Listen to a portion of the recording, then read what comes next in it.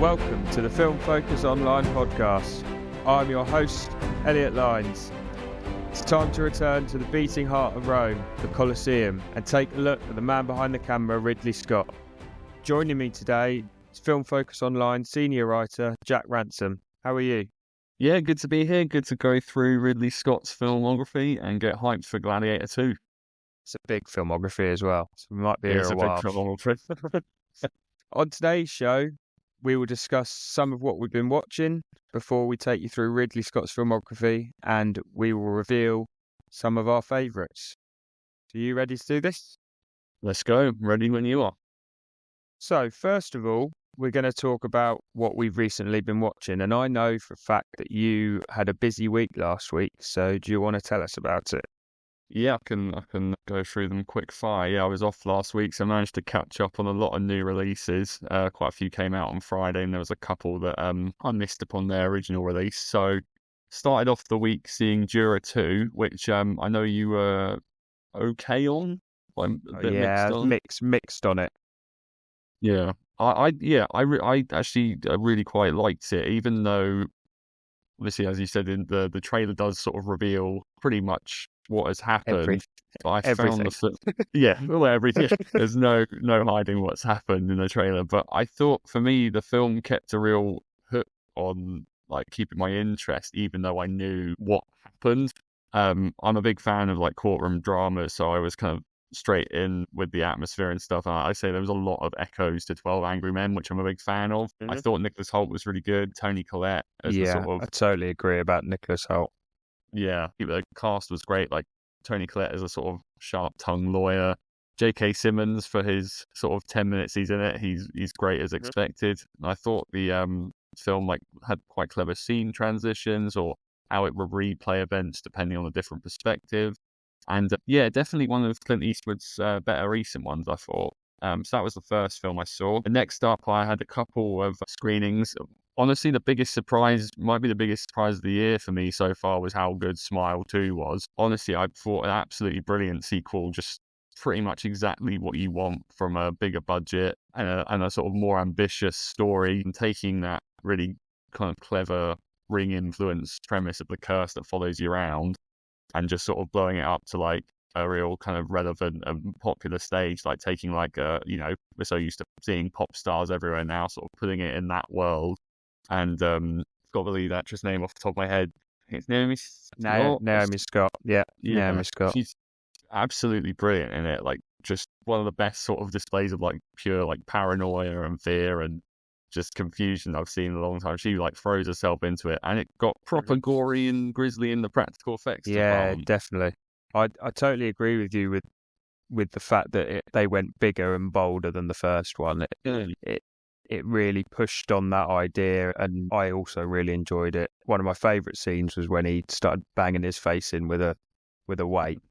With a weight, in the apartment. And then his jaw falls off. But yeah, it doesn't hold back on the gore, does it?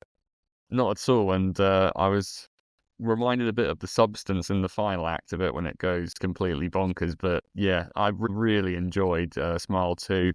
Then to quickly take down that enjoyment was seeing Red 1 later in the same day, which I said in my review, it's just one of those films that you can't believe it's not a Netflix original. It was going to be an Amazon Prime only at one point, but Chris Evans sell tickets. Yeah, makes complete sense, especially when you watch it. Just like it's not the worst thing I've seen, but like it's just the definition of a nothing movie. As soon as it sort of like started, and there's an interesting premise there with the sort of world building. There's sort of like a shield for mythological and fantastical creatures and stuff, which could have been quite interesting. But then it just descends into another Dwayne Johnson buddy comedy, like with Chris Evans. And I know you'll be shocked to hear that they start off bickering, but they become friends in the end. Your typical Dwayne Johnson, let's make up and everything will be all right. Exactly, yeah. He can't lose in any of his contracts, so he sort of frowns and smirks and flexes his muscles for 2 hours, and Chris Evans does that. Oh my God, is that really that? Kind of saying what we're seeing on the screen, and it's just a complete nothing film. at least J.K. Simmons probably got paid well as Father Christmas. But and that was that was the third film, and then the last one I saw of the week was Heretic, which I really enjoyed. Hugh Grant, brilliant, like really great to see him in a horror movie. I'm a big fan of like sort of tight one location kind of thrillers, and this was like really dialogue heavy and a lot of sort of back and forth discussion. Like you sort of tackles a lot of touchier subjects in terms of like religion and faith and sort of how that reflects in today and how it would have reflected back in time. It goes very in depth, and there's pages and pages of dialogue exchanges between Hugh Grant and the two young girls that he sort of brings into his home, and they're sort of basically he's not as friendly as they may expect he once was. But again, the trailer's done a great job of hiding exactly what the film is going for. I think only like there's pretty much only like scenes from the first 25 minutes. It does look like it's like kind of the build up in the trailers rather than actually 100% what's happening behind those two doors and further on from that. It's really good. I mean, if you're into your sort of psychological horror and thrillers, and again, brilliant Hugh Grant performance, and the two girls in it all like hold their own against him as well. And it's really tense and unique thriller. Very A24 as everyone describes things. It is very A24. Yeah. But so it was a good week apart from Red One. Well, you out of four, you're gonna come across some disappointments, I imagine, especially with new releases these days. So a couple of weeks ago, I talked about a program that's just come out on Sky called A Day of the Jackal. Yes, and it stars Eddie Redmayne and Lashana Lynch. That is based on a book from the 70s, I think, and that book was made into a film back in the 70s. So this week I decided to revisit that film for the first time, and I loved it. It's brilliant. Really enjoyed it. I need to rewatch it. I saw it ages ago, but it's really good. What was interesting about it is because obviously I've just watched this TV show, which was 10 episodes worth of basically the same story, but just the small little things that the TV show used from the film, just as small as him setting up against a tree, his gun, and meeting this person and that person, and I found, but I really enjoyed the way it sort of moved through the story. I'm not always a fan of older movies, but this one really caught my eye. Quite long. Yeah, it is a long one. I think it's about 2 hours 40, I think, is it? Yes, like that. It's a long old film, but I think it warrants that time spent with that character. Yeah, definitely. And the other thing I have seen recently, and we're going to be talking a bit about its predecessor today, but that was Gladiator II. Yes. Now, this was probably my most anticipated film since maybe Avengers Endgame. So what, in the last 5 years? About 5 years, yeah. Feel like I hyped it up for myself. The film itself is action-packed. It looks amazing. Denzel Washington and Paul Mescal are incredible in their roles. Joe Quinn, and I can't remember the actor's name of his twin brother, but they're just wacky. These wacky twin emperors. They just look like they're having fun. The Colosseum scenes are a step above what we get in Gladiator. My issue is it leaned very heavily on the emotion from the first film. Yeah.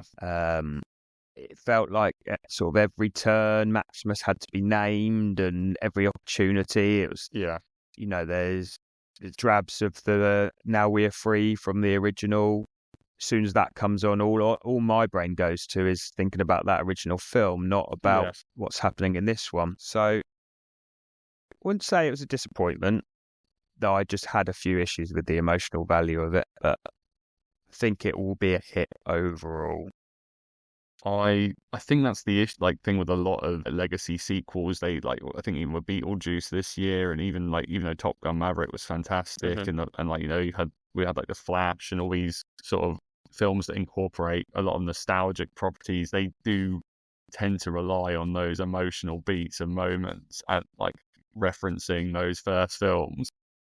that is like that tricky line Definitely. to balance on. Do you want to make something new but also be faithful and like what the people loved in that first film? It's a tricky line. It just felt it was under the shadow of the first film sort of the whole time. Not like Top Gun Maverick.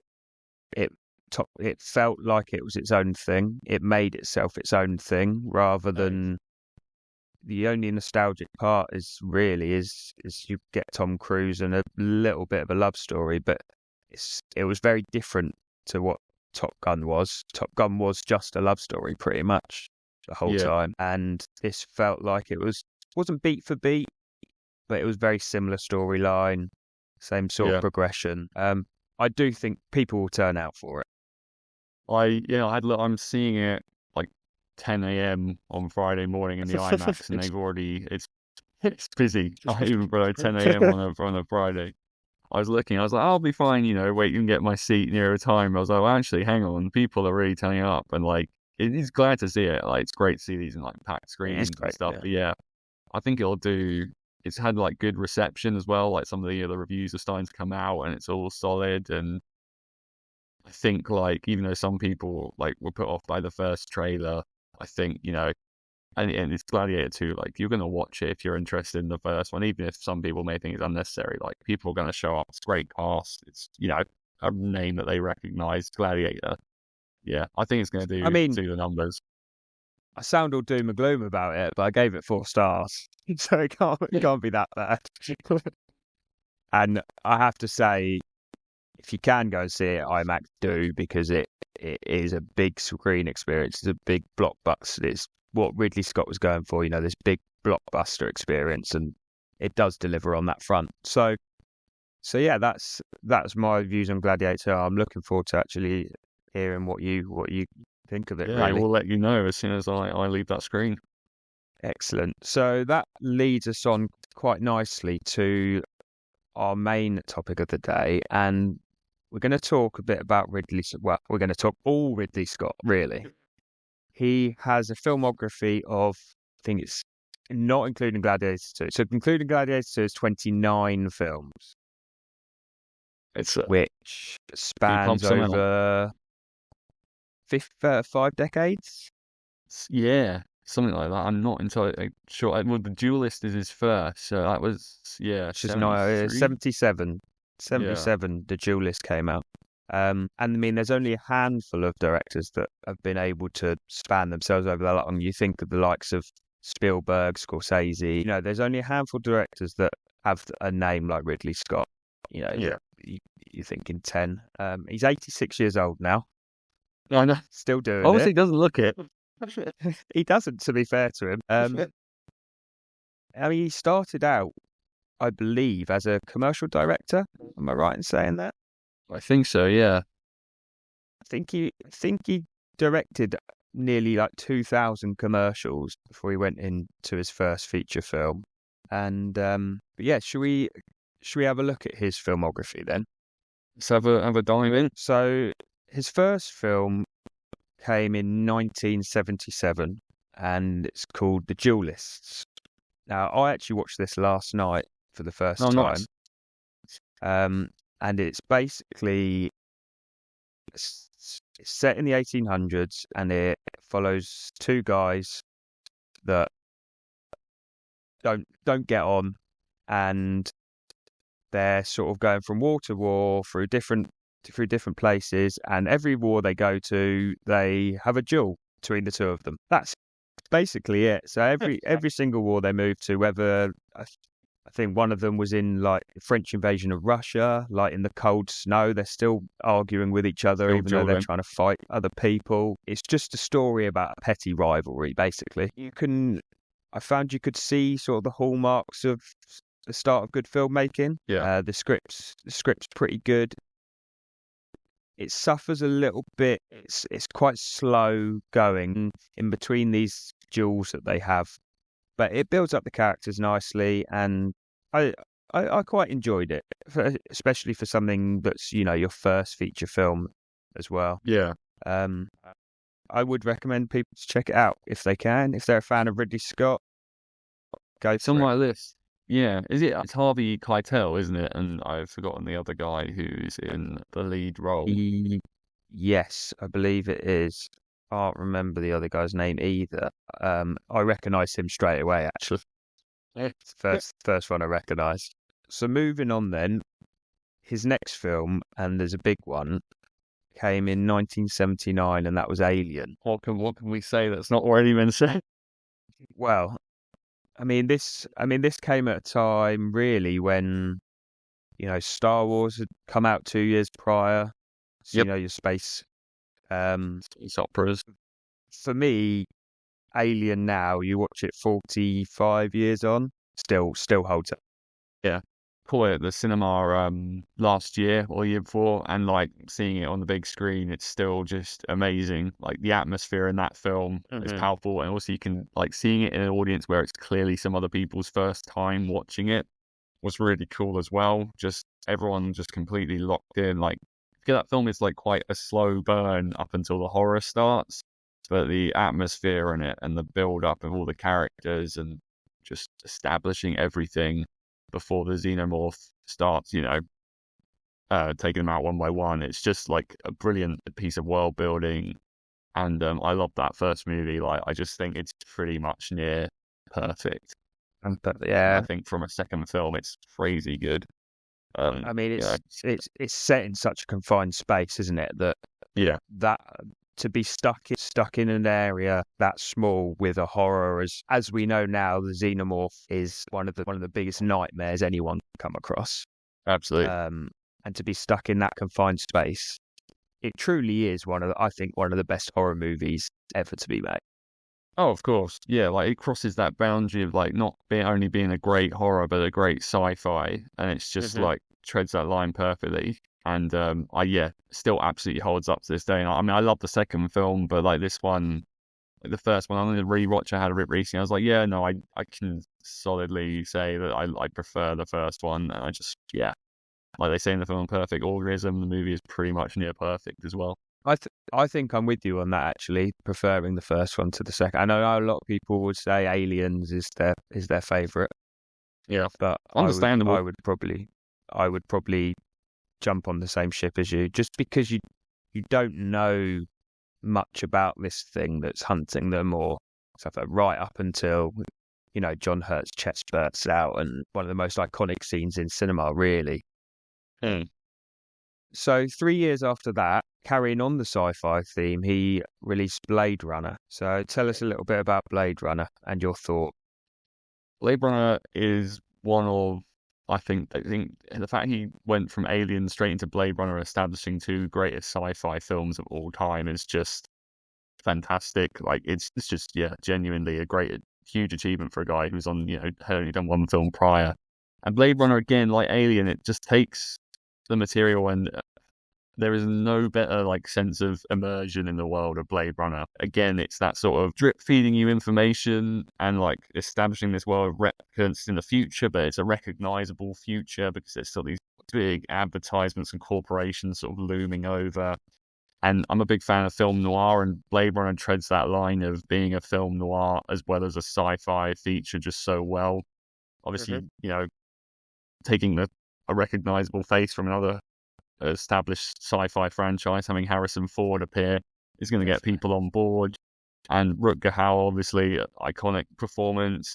I still think that film, like, lucky enough, got to see it in the cinema, and it's just one of the best looking films of all time. The score is incredible as well. I need to read the book. That's what I need to do. I've wanted to read the book for a while, but the film is like such a, I've seen the film a few times, and I love it so much. And again, like we were saying about Alien, I just think it just does that job of bringing you into this world so effortlessly. It's a slow burn, again, like Alien, but you can't help but be wrapped up in it. And again, I just think it's a fantastic... engrosses you, doesn't it, in that dystopian universe 100%. That it builds. I think it has quite a lot in common with the likes of like the Star Wars universe. Obviously, it's sci-fi, but the aesthetic of it in that time. I actually watched it again this afternoon, or I had it on in the background, and it's exactly that. It's kind of it sort of draws you into this universe, and builds up these characters rather than just sort of throwing everything at you at once. Yeah, and again, it's one that like it got like it. Bit like we were saying about Gladiator, it got that sequel so many years later that thankfully, in my opinion, lived up to it. But this first one is, yeah.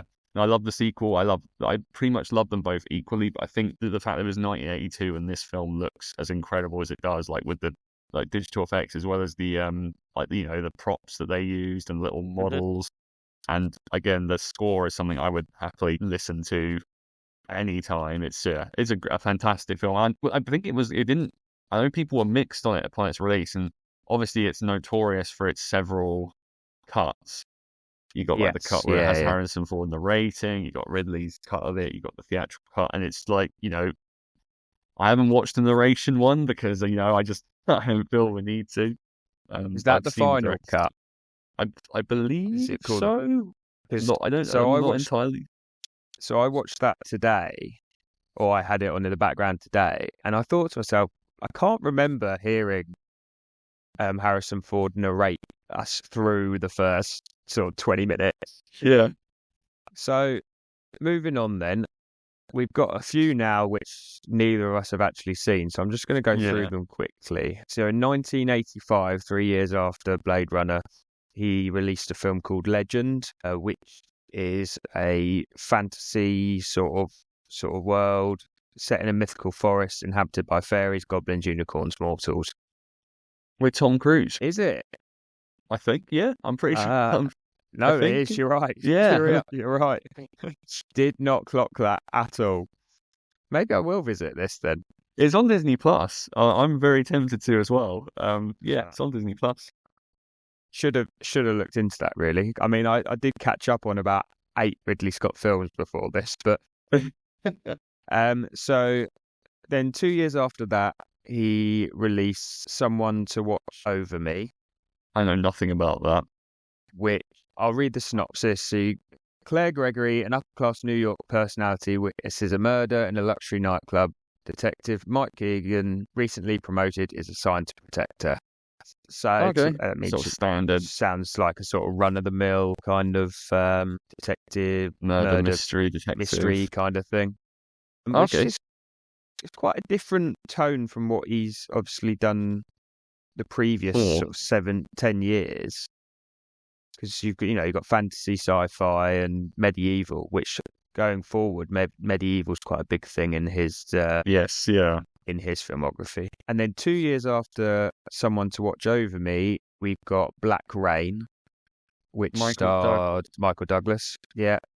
Funnily enough, I was supposed to watch that me and my mates were planning to see that up in London, and they put the wrong poster on. So we booked tickets thinking it was that, when in fact it was a really, really bleak film about the fallout of the atomic bomb. Michael Douglas taking down some people, in the 80s as a cop.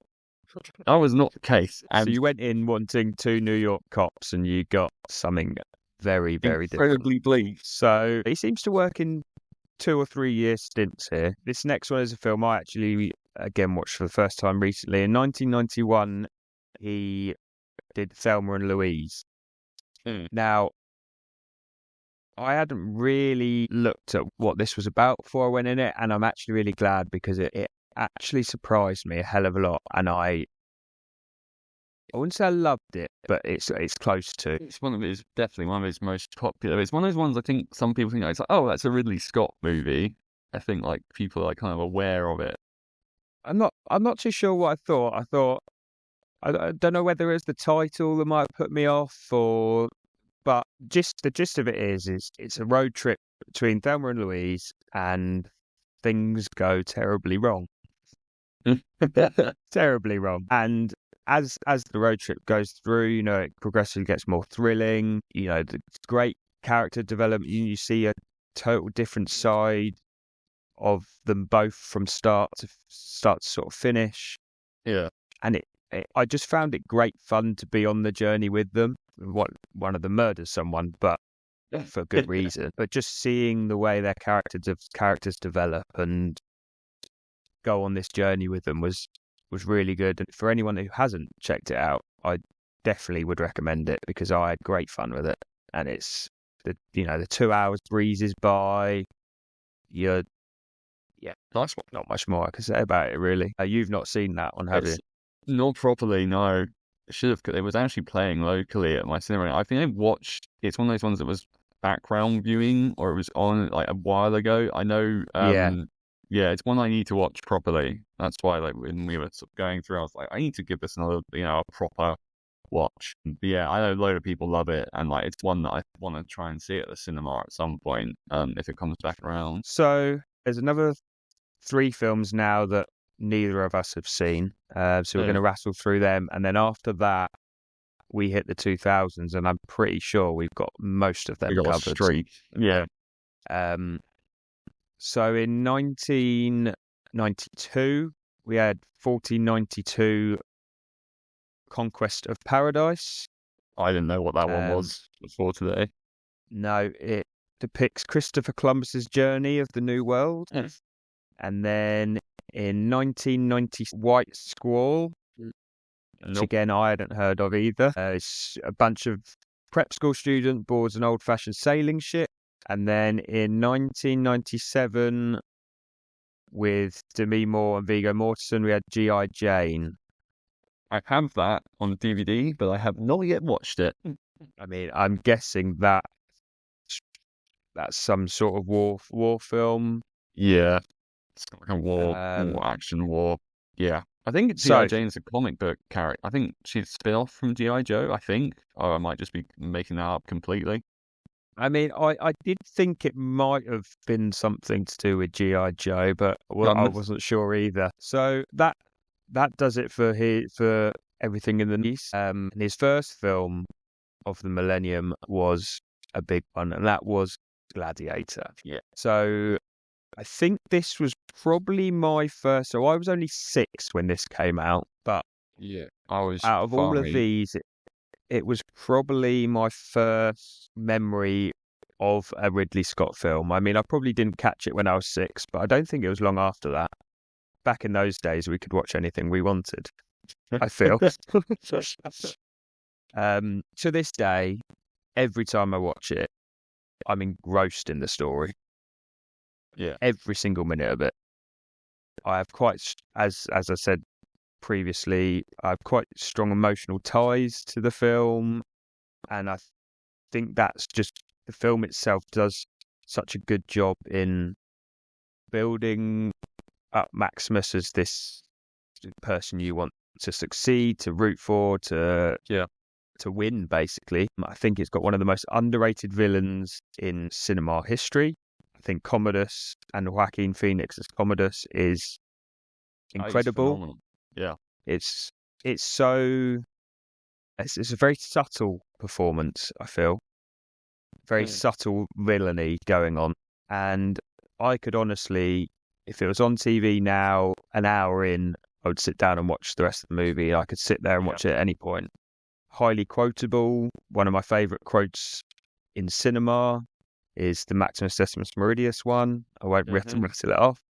But it's probably one of my favourite films ever. Yeah. One of. Definitely within my top 10, 100%.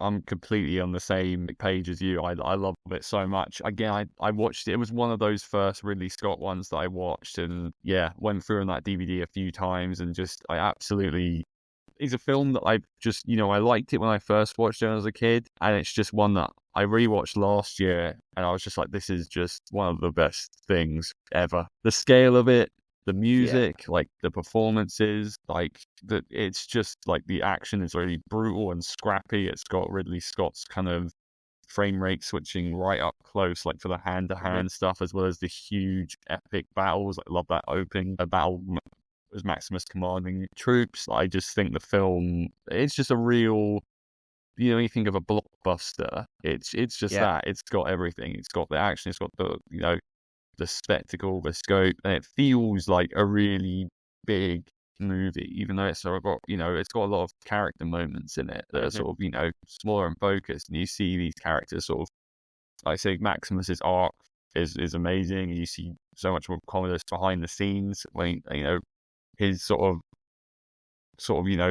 creepy and twisted outlook and his rule. It's like there's so many amazing things about that movie, and it's one again I've got to see at the cinema at some point. Like I was really hoping to bring it out on the IMAX before the new one, but it doesn't seem like it's going to happen before this Friday. But yeah, I love it, and I say it's up there for me. It's one of my favorite sort of. And it's funny because like as I'll say later on with his historical epics, I'm not the biggest fan, but this I just think is I'm the same. leagues above them, leagues above the rest. And it's brilliant. I feel like it could come out today and not 100%. have to change a thing about 100%. Yeah, it still looks amazing. 24 years on, it still looks as good. I can't imagine really how people reacted to it.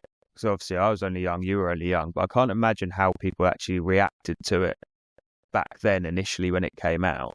It would have been amazing. There's so many films I think I wish I could have seen at the cinema when they came out then, and that that's up there like the height of kind of big blockbuster, raking the money regardless of what the genre was, and just brilliant movie. So moving on then, Ridley Scott's next film came just a year later when actually he had 2 films out this year, and the first of those was Hannibal, which is the sequel to so it's the Red Dragon's the prequel, isn't it? So it goes Red Dragon, Silence of the Lambs, and then Hannibal. Yeah. And if you want to remember that Hannibal Rising, that's technically the first one, but that was terrible. But yeah, Hannibal is the final Hannibal film entry. So I've not seen this in a long time. Obviously, it probably again lives under a bit of a shadow because Silence of the Lambs is one of the best films ever, with one of the best performances ever. But it obviously sees the return of Anthony Hopkins. You got any thoughts on this? Yeah, I think it's fine. It's definitely. I mean, I actually quite like Red Dragon, and I prefer Red Dragon. I out of the 4 of them, this is probably my second to least favorite. It's miles better than Hannibal Rising, but I think it's fine. Anthony Hopkins is clearly having fun. Like it's kind of got this sort of campy, schlocky vibe to it. Like you got the bit with Ray Liotta getting his brain eaten at the end. That's good fun. Gary Oldman is genuinely disturbing as the I forgot the name of the guy, but who Hannibal like bit off most of his face, and he's now wheelchair bound. And he's just this horrible, disgusting. When you sort of learn more about him, vile thing. And it's got some really like dark, sort of horrific moments. And obviously they didn't have Jodie Foster back, and Julianne Moore does a good job as Clarice. But again, like exactly what you said, it's living under the shadow of a film that is far, far superior. But it's fine. Forgot that they couldn't get Jodie Foster back for this. Yeah. Get the checkbook out and pay her. Yeah. Like Julianne Moore's fine, but the film overall is just okay. It's one that I'll occasionally go back to and think it's okay. See, I think I've seen it once, and it's not. I don't remember too much about it. I remember, like you saying, I remember it being all right. It's watchable, but there's nothing really to sort of write home about. No, agreed. I completely agree. So his second movie that year goes back to modern war roots, was Black Hawk Down. This I remember as probably an 11-year-old being obsessed with army and stuff like that. This was a film which I think the DVD got worn out. It's one I need to revisit again very soon because same here. I've not seen it in a while, but I just remember it being absolutely exhilarating from start to finish. They're fighting through this war zone that no one wants to be in. Sort of almost a first-hand look at what's really going on in that sort of world and the dangers of it. And I love this movie. Really do.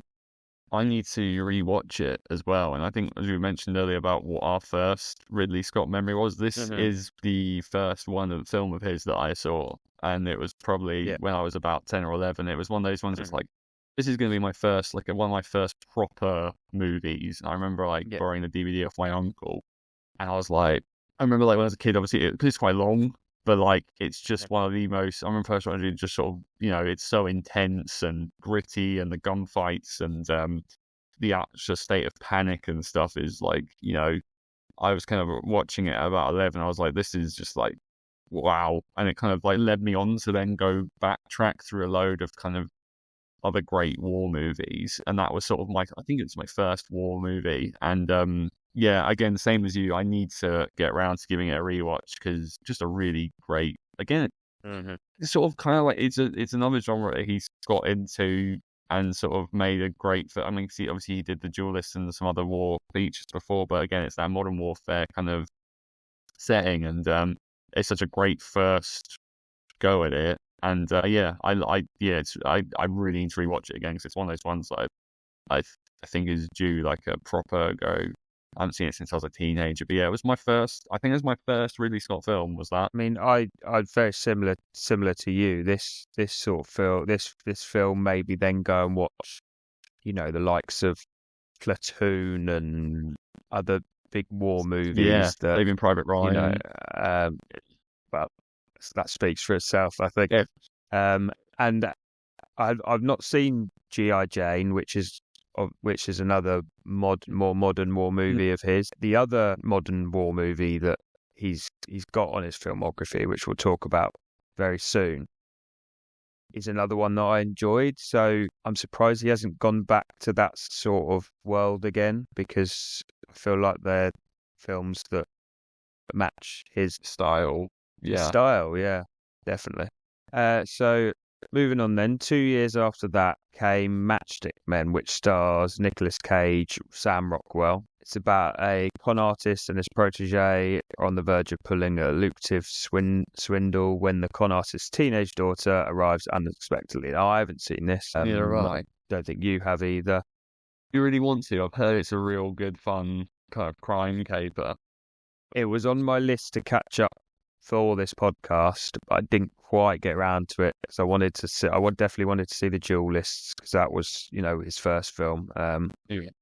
And there was a couple of others that I wanted to get to first. So again, his 2-year span comes along and he brings out Kingdom of Heaven in 2005. Oh. What was your thoughts? Long. See, my notes for it, I think I watched it, must have been about 10 years ago, and I rewatched it the other day, and I won't lie, I fell asleep. Perfectly understandable. I found the pace so testing. There were a few of the big battle scenes I enjoyed, especially the one towards the end with the catapults. That's something I think he does really well. Big scale is it's really impressive, but the scale of it and the look of it. But oh man, it is like, I know people really love that director's cut, but all it did for me is like, oh, this made a film that's already long even longer. Well, the director's cut for it was quite a big thing, wasn't it? In his world, because they apparently added more to the characters and made sense a bit more of the story, but that's not something I wasn't willing to go through it twice. Just to say that. It's the 8 hours gone, so yeah. Just a year after that, he linked up once again with Russell Crowe for A Good Year, which I have not seen this. I've also not seen it. So, a failed London banker, Max Skinner, inherits his uncle's vineyard in Provence, where he spent many childhood holidays. Upon his arrival, he meets a woman from California who tells Max she is his long-lost cousin and that the property is hers. I mean, I thought looking at the poster that it was going to be a romance, but if they're long-lost cousins, I'm not sure that's going to be the case. So, a year after that, he became American Gangster, which stars Denzel Washington and Russell Crowe again. And Russell, he does team up with Russell Crowe a lot. He's done, yeah. He's got a few more coming afterwards with Russell Crowe as well. Yeah, and you haven't seen this? Yeah, no. It's good. It's one of those ones where, I mean, Denzel Washington is awesome as always. It's very familiar gangster kind of story. It's Russell Crowe's like this cop who's out to get him, and Denzel Washington sort of head this gang, and it's it's solid. It's watchable. It's one of those things where a bit like, and it's a sort of becomes a recurring thing in Ridley's films. It goes on. It's a little bit just too long for what it is. I think again it's like nearly 2 hours 40, and it's like, it's got some great moments. The performance is great and stuff, but it's a very standard crime gangster, the rise and fall. That length is what put me off trying to fit it in to this catch up. Really, It's worth a watch at some point. I mean, I'm like, I was thinking to myself when we were playing this, like, I do want to actually go through the rest of his filmography. I hadn't seen, and this one I watched. I think it was a couple that I only watched it for the first time maybe a year or two ago, and it's solid. It's just one of those ones that you think, yeah, that's good, but it's not one I'm gonna think I'll rush to rewatch. Like, there are far better gangster movies out there that you can sort of go to, and it doesn't because it goes from more sort of it's not like the excitement of Goodfellas or the hyper kind of over the top of Scarface. It's kind of a very grounded balance with the kind of police side of things as well. I mean, yeah, it looks great. The performances are great, but the story, it's fine. The story is fine. It's just, it's watchable, but it's not one I'll ever think, oh, I really want to throw that on again. It's not a standout. No, it's just, solid. It's a solid feeling. So in 2008, he went back to the sort of modern war look in Bodies of Lies. I watched this for the first time on Sunday. It stars Leonardo DiCaprio and the returning Russell Crowe. I actually enjoyed this one. I felt like the story moved a quite quick pace. It sort of jumped from location to location quite quickly. It keeps you invested while the layers of the story sort of uncover. It basically follows Leonardo DiCaprio's CIA agent who's trying to uncover a terrorist syndicate in I think it's Amman, Jordan, and maybe Iran. But I found the characters really interesting. I thought it moved quite well. I thought Russell Crowe was making a choice in his performance. It was a bit odd, but yeah, overall, I quite liked it. I can't remember too much about it. I saw it a while ago. I thought it was. I just remember thinking it was okay. I'm trying to remember what it was about Russell Crowe's performance. Because I remember, I think, thinking the same as you about whatever he was doing. But I really can't remember too much about it. But yeah, so I thought it was a pretty solid film. Go back Leo was decent, and yeah. So 2 years later, and the return of Russell Crowe. You're joking. Robin Hood. Yeah, it's another long one. It is, and I probably watched this when it first came out, and then I rewatched it in the background recently. I thought it was at its most interesting in the last 10 minutes when Robin Hood actually became Robin Hood. Robin Hood, yeah. The first sort of, I don't need an origin story of Robin Hood. We all know where he comes from. Again, the big battle sequences are great. We know Ridley Scott does that amazingly well. But just give me a story about Robin Hood, robbing the rich, giving to the poor. I think that's the thing. I think, again, it's another one for me that, like Kingdom of Heaven, I just think I love the look of it, the scale, the action's really impressive, but I just do not care about what's going on. I think, like you said, Robin Hood, for me, the best Robin Hood is still the Disney one with the animated foxes. 100%. 100%. I mean, there's that one that everyone forgets exists with Taron Egerton and Jamie Foxx that came out in 2018. And there's a good fun one from the 1930s that I saw recently, but it didn't even have to be called Robin Hood. This Ridley Scott one, I agree. Could be anything. It's just a gritty kind of just again really impressive scope and scale, and it's just but oh man, the story's just lacking, isn't it? Exactly. So again, 2 years after that, he then returns to the Alien franchise with Prometheus. I've got a bit of a story about this one. So when it came out in 2012, my friend turned around to me and said, should we go to the cinema this Friday? I was like, yeah, great, sounds good. What are we going to see? And he was like, Prometheus. And at this point, I was into my movies, but not like I am now. And I don't think I'd seen Alien at this point in my life. And I went to see Prometheus, and I walked out of the cinema, and I went, what the fuck was that?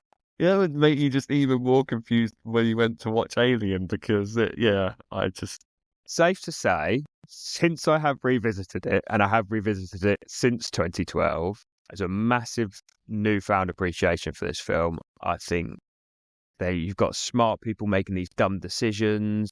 You're right back in that alien universe. You know, it's kind of like we're just saying about not wanting an origin story.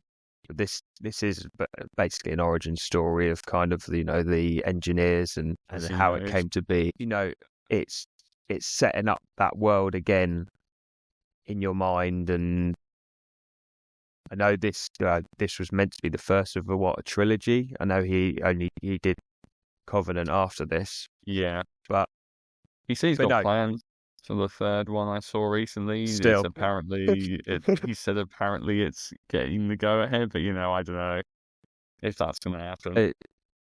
Revisiting it, as I say, I found a newfound appreciation for it.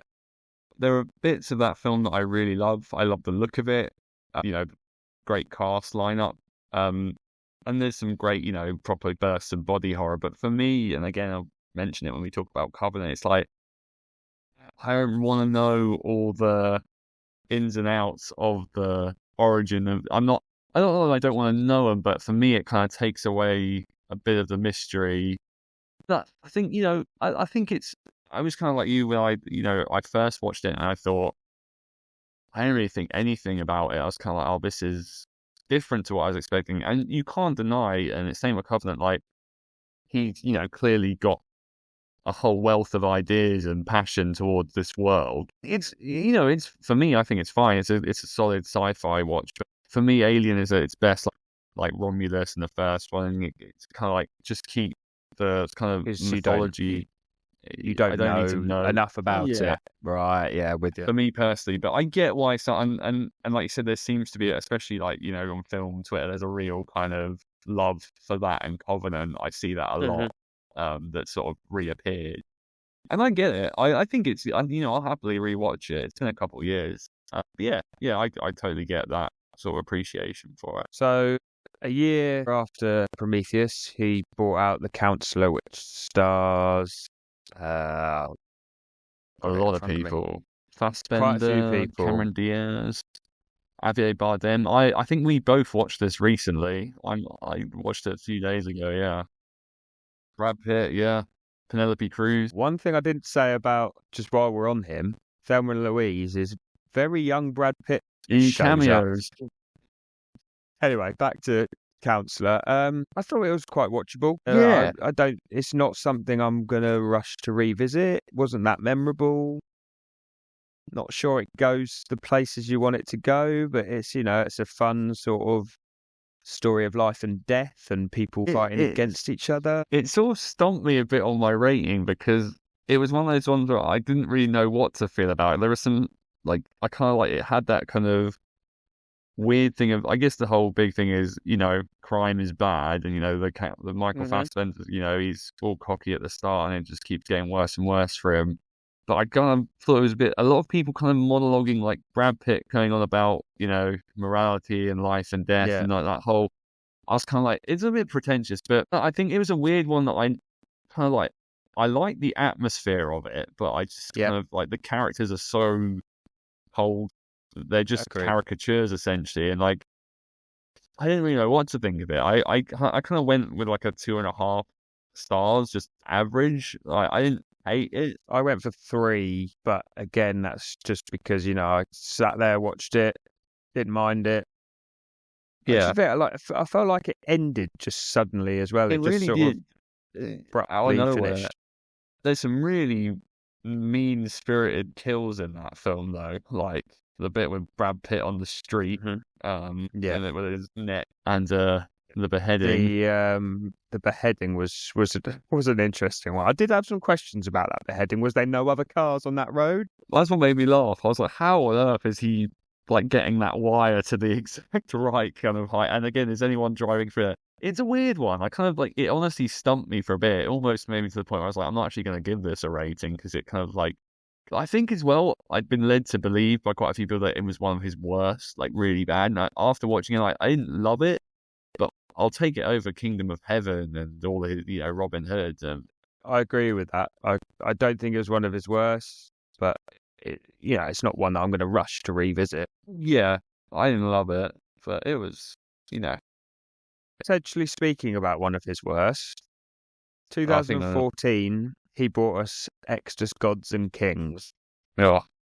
Now, I don't think I've seen this in 10 years since it come out. I don't remember anything about it that much. I just remember thinking it was crap. Agreed. I watched it during lockdown, and I remember thinking this is crap. And again, as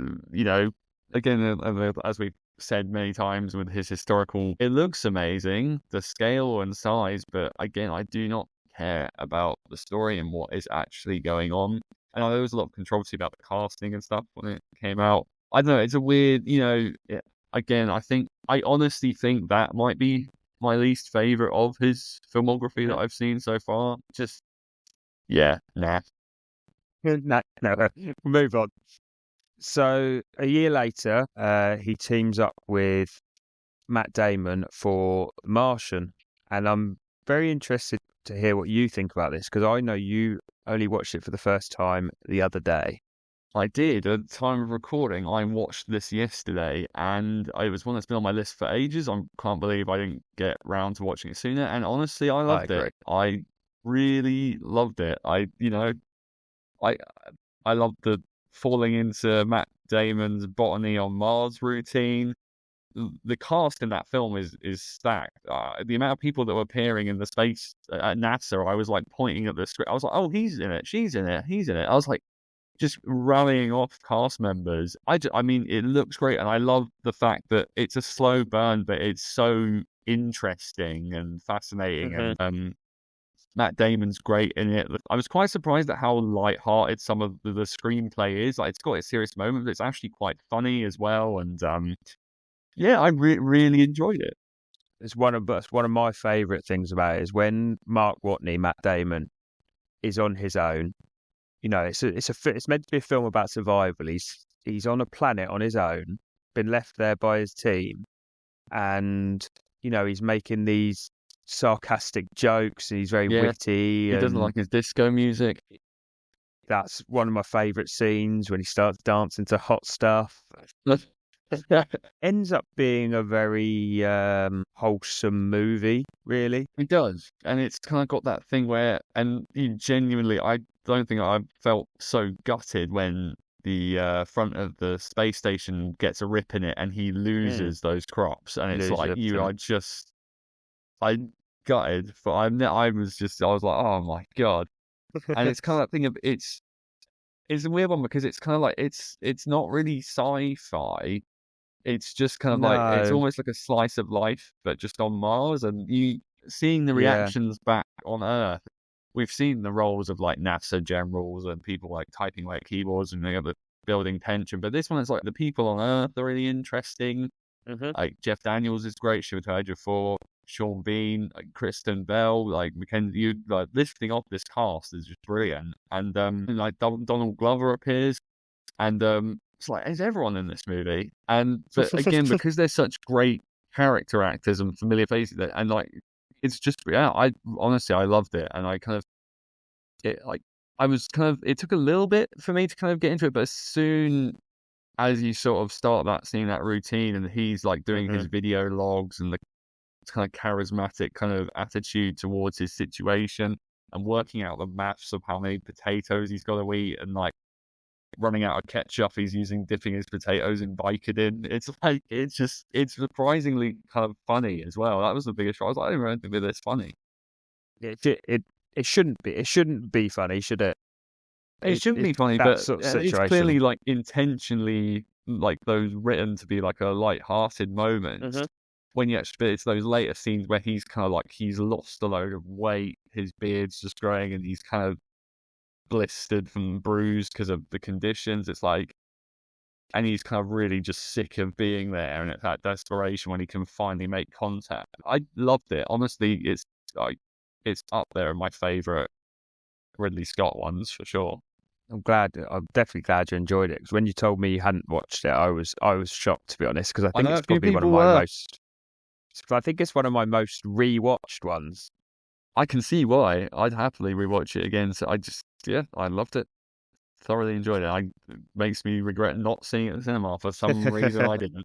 So 2 years after this, he then returned again to the Alien universe with Alien Covenant. This was his second in his potential trilogy that we're not sure if it's going to happen or not. I remember enjoying this one when I first saw it. I think I've revisited it once since.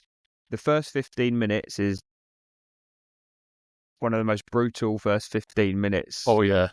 A quick spoiler alert, but James Franco, probably one of the biggest stars in the film, just gets fucking blown out wiped out spaceship.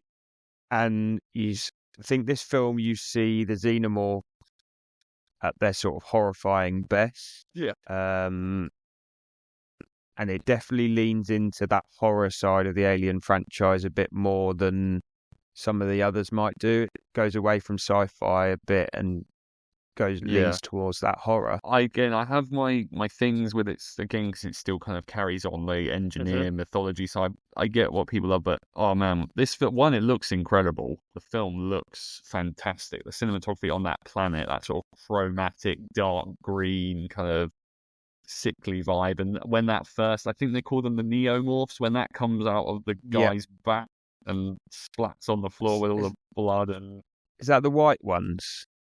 Think so, is it? The neomorphs, like the rounded I think so. head. Yeah. When that thing appears and starts screaming, and it's a really gory, slimy, great practical effects. And I think I do prefer it to Prometheus. I think just because, like you mentioned, it's got more of that horror angle to it, and I think the characters are more kind of interesting in this one. But again, it's that thing of the mythology side of it. I think it's fine, but I'm not really like when Fassbender's like playing the flute and like monologuing. I'm like, for me, it's like I tune out. I completely get why people love that kind of really in-depth mythology stuff. But for me, it's like that's why I was so happy with Alien Romulus. I was like, oh, this is for me is what Alien is. So good. So good. It's back to the basics. There's a bit of weird, like hints at it, but it's like, just give me that tense survival horror. Yeah, Covenant's got some great moments, and again, it's got that really nasty edge to the horror stuff. Definitely. So in the same year was a film that was shrouded in controversy, All the Money in the World, which obviously originally had Kevin Spacey at the helm, and after the news that transpired regarding him, they had to replace him with Christopher Plummer across the whole film. And very expensive. Do it within a short amount of time. Incredibly impressive how they managed to pull that off. No, a lot of money. I've not seen it, but I know you have, so I'll let you tell us what you think. It's a bit like American Gangster and kind of Body of Lies and stuff. It's that Ridley Scott where it's fine. It's not one that I'll ever probably see myself like, I'm really in the mood to put on All the Money in the World again. But again, I liked it while I was watching it.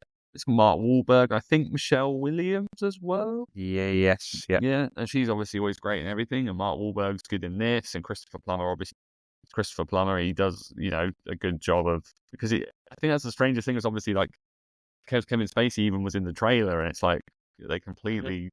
I think that's the sort of behind the scenes is more interesting than the film itself. Like how they must have pulled that off is like there's like a document, like a behind the scenes kind of thing. But yeah, it's fine. Again, it's like I said to you about American Gangster. If you've got like a spare, it's one of the ones I would call a Sunday afternoon movie. It's quite long and quite like slow moving, but it's interesting enough. But if you're probably happy to fall asleep to it. Yeah, it's fine. It's fine. You're not going to miss much. Yeah. So he had quite a big break after this. 4 years passed, and in 2021 he released a couple of films. The first of which was House of Gucci, which starred Lady Gaga, Adam Driver, Al Pacino, Jared Leto, and this was the story of the head of Gucci, basically. I quite liked this when I saw it. I know it was very divisive. think it was too long, but that seems to be a running theme with a lot of Yeah. his films. But even though it was that length, I felt like the story almost warranted it to be that length. Agreed. Yeah. And let's be honest, Jared Leto's depiction of Paolo Gucci was just an absolute blast. It's something truly to behold, and like whatever. I mean, it's hamming up that Italian accent to incredible levels. Like that scene Not too when sure what it is. he's like just, the man has got like pasta in the veins. He's so Italian in that film. He's just gone all the way. And like, there's that amazing scene transition where he like is about to scream and it cuts to like the car horn in the next scene. Yeah. It's just hilarious. And like, but again, it's a bit like, it's just this really over the top, gratuitous, glamorous, like ensemble cast. Like Lady Gaga's great.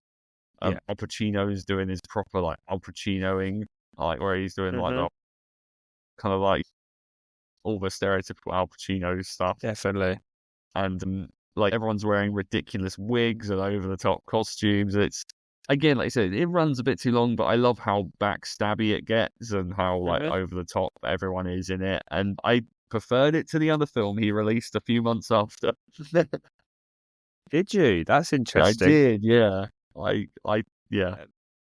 So that's said film was The Last Duel, which is a again a medieval depiction of basically a depiction of a rape, but it's done from the point of view of three different characters, isn't it? In three different, it's basically Rashomon style, yeah. Three parts that is all the same story. I really enjoyed this film, and I think it might have been because of that sort of structure of it. I felt like the dull aesthetic accompanied storyline really well. There were a few questionable performances and wigs. But I love Jodie Comer. I think she's fantastic. She's brilliant in it.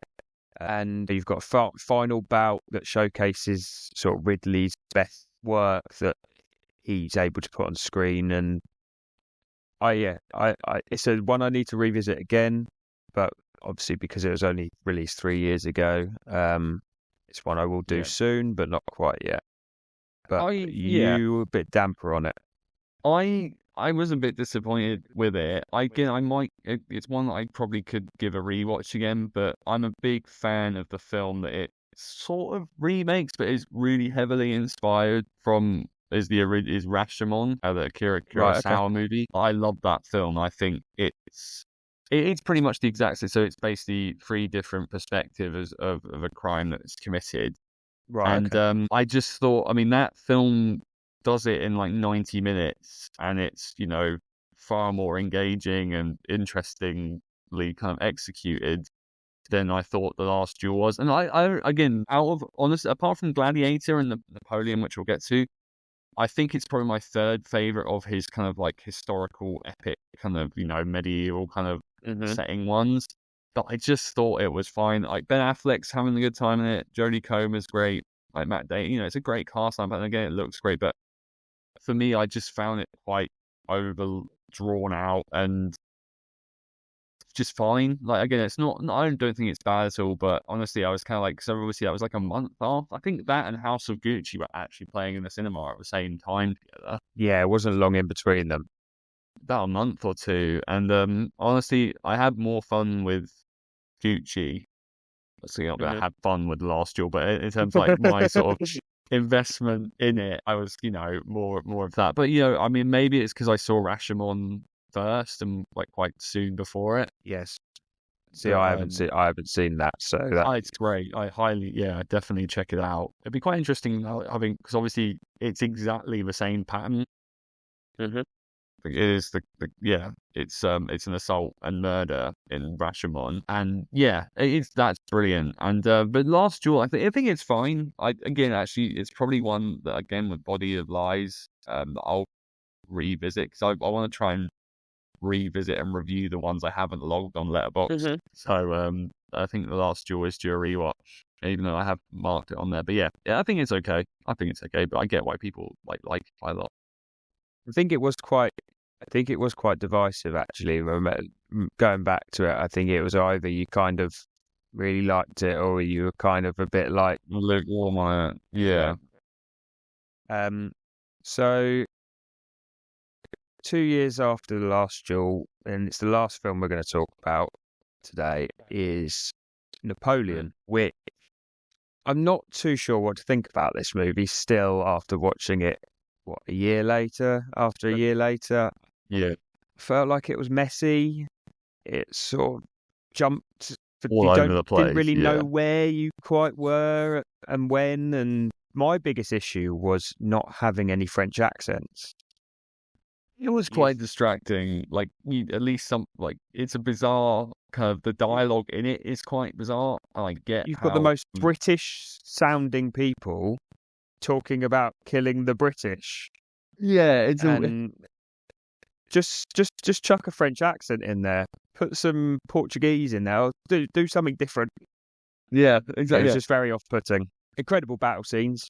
After the last sort of 45 minutes of talking about him, you know that you're going to get that from him, but it just didn't quite do it for me. It was very mid. I do quite like it. I have no interest in watching that 4-hour cut though on Apple. Definitely not. I think it's solid. I actually thought it was quite enjoyable at times, but again, it's kind of jumps all over the place. I kind of like how he completely just shuts down anyone that sort of questions any historical accuracy in any of his films. And like Joaquin Phoenix playing Napoleon, I thought was he plays the kind of oddball, weird guy, spoiled kind of jealous guy really well, and he has some really funny lines like you think you're so great because you have boats, and like when he's making those weird noises around Vanessa Kirby, and again it looks fantastic, like the sets and the costumes and everything, and I think it was just very different to what people were expecting from it. I think people were expecting it to be that a deadly serious kind of kind of thing, but it's not actually. It's a kind of jumpy, strangely toned mismatch of things that clearly was cut to bits, yet then Ridley Scott was like, I've got another hour and a half that we're going to release on the streaming, which I don't know many people have actually watched or really. No. I really want to watch 4 hours of a film that was just okay. It seems like a more common theme now for directors to do that when their films don't do well. I have no business with those Rebel Moon ones. Like, no. Gives me PTSD thinking about them. So that is, without talking about Gladiator II, which releases this Friday, I believe there's a few cinemas showing it a little bit earlier than that, maybe even Wednesday or Thursday of this week. But Friday the 15th is when it hits cinemas. I think what we've realised over his whole filmography, he likes length in his films. Everything looks great. Not everything lands, but overall, out of 29 films, I think it's a pretty solid. I don't think I've got anything really under 2.5 stars that I've watched, and I've seen, apart from Exodus, which I don't remember. But out of the 18 that I've watched, only Exodus, Gods and Kings comes under that. Yeah, I think we're the same there. Is sort of pretty solid, pretty good going. It's a good streak. Just before we go then, do you want to give us your top 3 Ridley Scott films? I think we're going to be quite aligned on this, to be honest. I think we're going to match, or at least we're definitely... Should we start 3, 2, 1? I'll go for my third place would be Alien. Second place for me, Blade Runner. And I think we're going to be aligned on number 1, Gladiator. Amazing. So we're not far off, actually. So my third place is The Martian. Nice. Probably the one I've rewatched the most other than my number 1. Second place is Alien. Okay. And my number 1 is, you guessed it, Gladiator. There we go. Definitely. Very similar. Yeah, I think like So that for me is always going to be number one. Like I think Blade Runner and Alien could interchange, but Gladiator I think is always going to be that top spot. Blade Runner I came to quite late on, and I think I've just got that little bit more affiliation to The Martian, which is only 9 years old, but I've rewatched it. I've probably watched it about 5-6 times since it's been out. So it's one of these, again, a bit like Gladiator, that if it's on TV, I could just sit and watch it. Right on, kind of thing. So, what's your plans for the coming week, film-wise? Planning for the rest of the weeks. Obviously, I've got Gladiator II on Friday, which I'm very much looking forward to. And there's a couple of series that I want to start. I've started one on Disney Plus called Rivals, which was recommended to me by a friend at work. My sister had seen it, and a few other people. So it's a really great. It's based on a book from the 80s. It's sort of like these sort of raucous kind of throwback comedy of rival television stations. And yeah, I watched the first episode last night. I'm going to be watching a couple more this evening. It's really good fun. And what you mentioned earlier, The Day of the Jackal, I'm going to get onto that because I really like the film. And I saw that is it all on Sky already? I saw the first 5 episodes were on there. It must be close to bit. I don't know if Sky nowadays they just chuck everything on, and then because I know they did that with that Sweet Pea. That's on releasing it. Well. They're releasing that weekly, and then I realised that actually it was just all on Sky anyway. So I think they might have done that. I'm going to watch Bake Off tonight. Nice one.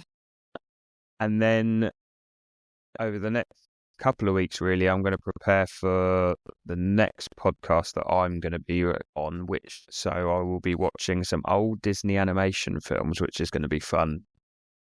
Revisiting the likes of Robin Hood, which was one of my favourites as a child. Excellent. Thank you for joining me, Jack. My pleasure. It was great to chat. You can find all of our coverage on filmfocusonline.com, including our Gladiator II review. Like and subscribe and share this podcast. Find us on all socials at Film Focus Online. Thank you for joining us, and we'll hopefully see you next time. See you next time.